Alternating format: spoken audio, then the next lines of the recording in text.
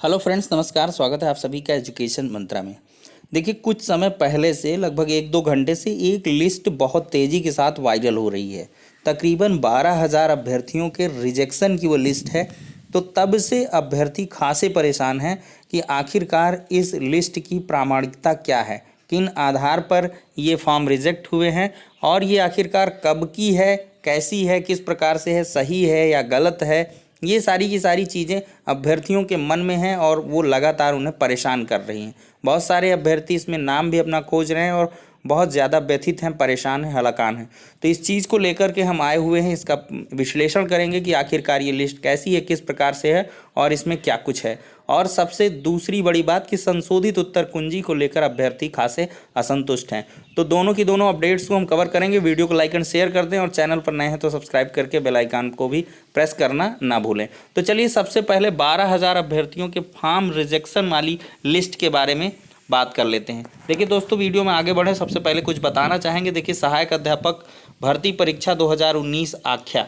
देखिए, इसमें साफ साफ दिया गया है शासनादेश 2056-684/2018, ये सब चीज़ें दी गई कि 69,000 रिक्त पदों पर भर्ती के लिए सहायक अध्यापक भर्ती परीक्षा 2019 दिनांक 6 जनवरी 2019 को प्रातः 11 बजे अपराह्न 1:30 बजे से तक प्रदेश के मंडल मुख्यालय जनपदों के फलाफला उक्त परीक्षा हेतु 800 परीक्षा केंद्र निर्धारित थे। कुल 4,30,000 अभ्यर्थियों को ऑनलाइन प्रवेश पत्र निर्गत किए गए। समझ रहे हैं, 987 को ऑफलाइन प्रवेश पत्र दिए गए थे। यहाँ पर देख लीजिए, कुल योग 4,30,000 पंजीकृत थे, आवेदन किए थे, 987 को ऑफलाइन तरीके से। तो कुल मिलाकर 4,31,488, तो लगभग इतने अभ्यर्थी जो है अपीयर हुए। ये सॉरी 66 है शायद। और फिर 4,10,440 ये क्या हुए हैं, शामिल हुए हैं। अनुपस्थित कितने रहे हैं,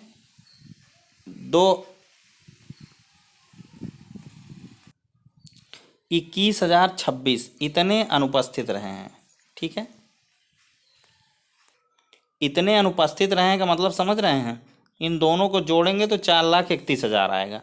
मतलब 4,10,000 क्या हुए हैं, उपस्थित रहे हैं, परीक्षा में शामिल हुए हैं। 4,10,000 यही एग्जैक्ट आंकड़ा है। अभी देख रहे हैं, एक शासन ने प्रेस नोट जारी किया था जिसमें रिजल्ट संशोधित उत्तर कुंजी के बारे में बातें कही थी। उसमें बताया जा रहा है 3,80,000। देख सकते हैं यहाँ पर लिखा था 4,30,000 अभ्यर्थियों में 3,86,000 परीक्षा में उपस्थित हुए। तो कहीं ना कहीं यहाँ पे त्रुटि है। ये जो आंकड़ा है ये थोड़ा सा त्रुटिपूर्ण है, चूँकि ये प्रेस नोट है। लेकिन ये जो चीज़ है ये ऑफिशियल है, प्रामाणिक है। और इसमें क्या है, परीक्षा नियामक प्राधिकारी के द्वारा ये एग्ज़ाम वगैरह कंडक्ट कराने के बाद दी गई है। और इसमें देखिए कितने लोग अनुपस्थित रहे और इसके साथ जो अनफेयर मीन्स का इस्तेमाल किए हैं वो कौन कौन से अभ्यर्थी, इनकी भी लिस्ट संकलित है इसमें। तो ये सारी की सारी चीज़ें हैं। अब पहले रिजेक्शन लिस्ट देख लेते हैं। आइए देखिए दोस्तों, टेलीग्राम चैनल में अपने आ गए हैं। अगर आपने टेलीग्राम चैनल अभी तक ज्वाइन नहीं किया तो प्लीज़ ज्वाइन कर लीजिए, क्योंकि यहाँ पर विभिन्न प्रकार की जो चीज़ें जिनसे वीडियो हम नहीं बना पाते जल्दी जल्दी में, तो वो चीज़ें आपको यहाँ पर जो है उपलब्ध करवा दी जाती हैं। तो प्लीज़ सब लोग ज्वाइन कर लीजिएगा और इससे नोटिफिकेशन की भी आपके पास दिक्कत नहीं रहेगी। वीडियोज़ के नोटिफिकेशन भी यहाँ से फटाफट मिलेंगे अगर यूट्यूब नहीं दे पा रहा है। तो यहाँ पर रिजेक्शन लिस्ट हमने पहले ही डाल दी थी, देख लेते हैं कैसे क्या कुछ है।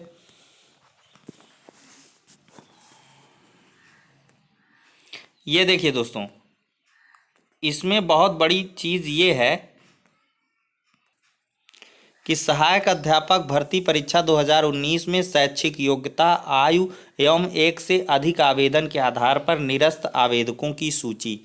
तो ध्यान दे लें, ये बहुत पहले से ही वायरल हो रही है, 3-4 दिन से। और ये जानते हैं किस प्रकार की लिस्ट है। ये कुल मिलाकर 12,000 ऐसे अभ्यर्थियों की लिस्ट है जो कि एग्ज़ाम होने के पहले की रिजेक्टेड लिस्ट है। ये ऐसे अभ्यर्थी हैं जिनके शैक्षिक योग्यता में त्रुटि थी या आयु में, या इन्होंने 1 से अधिक आवेदन कर रखा था, इस वजह से इनकी निरस्त कर दी गई। रिजेक्शन रीजन देखिए साफ साफ लिखा है, हैंडीकैप्ड, मिनिमम एज आफ्टर इतना, स्टेप 6। मतलब किस किस स्टेप में किसने फॉर्म भरने में गलतियां की हैं उसके आधार पर ये रिजेक्टेड लिस्ट है। तो जिन अभ्यर्थियों ने एग्ज़ाम दे लिया है उनको परेशान होने की आवश्यकता नहीं है। आपका एडमिट कार्ड आया, आपने एग्ज़ाम दी, तो इस सूची का आपसे कोई भी मतलब नहीं है। ये सूची तब मतलब होता जब एग्ज़ाम नहीं हुआ होता, तब की ये सूची है। हमें जहाँ तक लग रहा है अब वायरल हो रही, और यही प्रामाणिकता है ही। जिसने एग्ज़ाम दे रखा है, आंकड़ों के आधार पर भी आप एनालाइज कर सकते हैं कि 4,30,000 के लमसम जो है क्या हुए हैं, आवेदन हुए हैं, और रिजेक्टेड कितने हैं ये देख लीजिए, लास्टली देख लें। 12,452 ये क्या हुए हैं, रिजेक्ट हो गए हैं। 4,30,000 फ्रेश आवेदन हुए, जिसमें से 21-20,000 अनुपस्थित रहे। तो जो कुल मिलाकर एग्ज़ाम दे लिए हैं उनको परेशान होने की आवश्यकता नहीं है।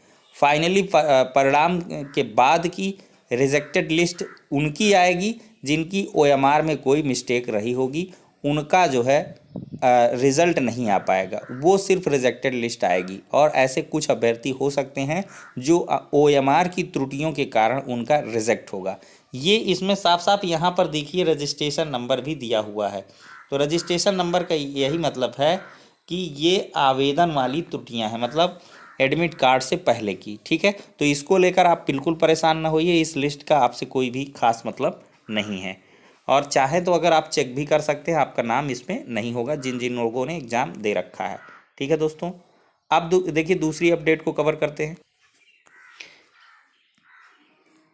देखिए अभी क्या है, कुछ देर पहले हमने एक वीडियो डाली थी जिसमें हमने बताया था कि अभ्यर्थी संशोधित उत्तर कुंजी से खासे नाराज हैं और उनके द्वारा लगातार केस फाइल करने की तैयारियां की जा रही हैं। टॉप मोस्ट सीनियर एडवोकेट देख लीजिए यहाँ पर,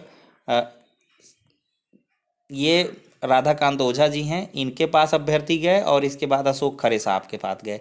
तो जैसे ही हमने इस वीडियो को डाला, थंबनेल टाइटल वगैरह डाल करके, तो बहुत सारे अभ्यर्थियों के कुछ कमेंट आने लगे। कुछ के ये कमेंट आने लगे कि इस प्रकार के चैनल जो है भर्ती फंसाने के लिए प्रोवोक करते हैं। तो कुल मिलाकर ये कोई इरादा नहीं है। कुल मिलाकर अगर हम ये कहते कि आप केस करो और जल्दी से जल्दी जाओ फला के पास याची बनो, ऐसे वैसे करो, तो वो प्रोवोकिंग होती है कि कुल मिला के आप सपोर्ट कर रहे हैं। लेकिन यहाँ पर देखिए वो जायज़ सी बात है, अच्छी बात है। देखिए जिन अभ्यर्थियों के 1 से 2 नंबर कम होंगे, उनके ज़िंदगी का सवाल है, भविष्य का सवाल है, तो वो लोग असंतुष्ट तो रहेंगे ही। और एजुकेशन मंत्रालय की तरफ से सिर्फ रियल और ऑथेंटिक इन्फॉर्मेशन को प्रोवाइड किया जाता है। देखिए यही एक मंजर रहा करता था जब 40-45 के सपोर्ट में कभी बहस हुआ करती थी, तो हम उनकी चीज़ें बताया करते थे जो रियल तरीके से, कि इस प्रकार की ऐसी बहसें देखने के लिए मिली हैं। तब 60-65 अभ्यर्थी क्या होते थे, एकदम खासे नाराज हो जाते थे कि ये शिक्षा मित्रों का चैनल है, ये शिक्षा मित्र सपोर्टर चैनल है, इनको योग्यता से कोई सरोकार नहीं, मतलब नहीं। अब जब हम 68 यानी कि जब रिजल्ट आ गया, ऑर्डर आ गया, सॉरी, तो उसके बाद 60-65 के समर्थन में जो भी ऑर्डर में चीज़ें रखी हैं, लिखी हैं, उनको हम बताते हैं। तो अब शिक्षा मित्रों के द्वारा कहा जाता है कि ये 40-45 के विरोधी हैं, ये शिक्षा मित्रों की मनोव्यथा को नहीं समझ सकते, इनको तरस नहीं आ रही। देखिए दोस्तों, यहाँ पर सिर्फ और सिर्फ इंफॉर्मेशन प्रोवाइड की जाती है। किसी का अगर सपोर्ट करना होता तो ब्लाइंडली सपोर्ट किया जाता है। कुछ चैनल आप देख सकते हैं किस प्रकार से, कैसे वो चीज़ों को सपोर्ट करते हैं और सिर्फ उसी के बारे में वो लोग चर्चा करते हैं, वही चीज़ें आपको बताते हैं। और उसमें कई चीज़ें तो गलत प्रकार से भी परोसी जाती है, जिससे कि आप जो है उस टाइप इंक्लिनेट हो, उधर आपका झुकाव रहे, उधर आप भागें। तो कुल मिलाकर ये हमने इन्फॉर्मेटिव पर्पज से डाली थी कि कुछ अभ्यर्थी जा रहे हैं, और देखिए जा इसलिए रहे हैं चूँकि 1 से 2 नंबर में त्रुटियां हैं और उनको समझ में आ रहा है। पीएनपी के द्वारा क्या किया गया है, 142 प्रश्नों को नज़रअंदाज किया गया है जिन पर कि अभ्यर्थियों ने ज़्यादातर आपत्तियां की थी, लेकिन सिर्फ 8 क्वेश्चंस जो बचे थे उन्हीं में से 3 को आउट ऑफ सिलेबस करार देते हुए उन पर कॉमन अंक देने की तैयारी है। तो इस वजह से जो कुछ गलतियाँ हैं, यानी कि भाई आपने पहले इस प्रकार के क्वेश्चंस क्यों डाल दिए जो कि विवाद का विषय बने। हालांकि एनसीटी की प्रामाणिकता पर कोई संदेह नहीं, उसमें कई ऐसी चीज़ें हैं जिनके आधार पर पीएनपी आपको यानी कि प्रोटेक्ट कर रही है। पीएनपी पे द्वारा पहले ही कहा गया था एग्ज़ाम के पहले कि जो भी मतलब क्वेश्चन वगैरह होंगे उनका जो फाइनल होगा वो एनसीईआरटी की किताबों के आधार पर किया जाएगा आंकलन।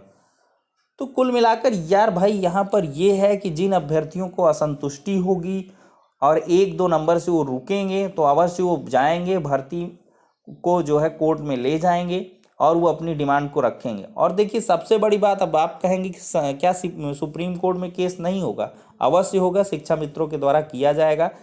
उनके भी जिंदगी का सवाल है, न्याय की मांग करना और न्याय की अपने हक के लिए लड़ना सबका अधिकार है और वो मांग रख रहे हैं। लेकिन जो कंडीशंस बन रही हैं कि संशोधित उत्तर कुंजी को कहीं अगर कोर्ट में ले जाया जाए तो उससे भर्ती फंस जाएगी, रुक जाएगी, रद्द हो जाएगी, ऐसी कोई बात नहीं है।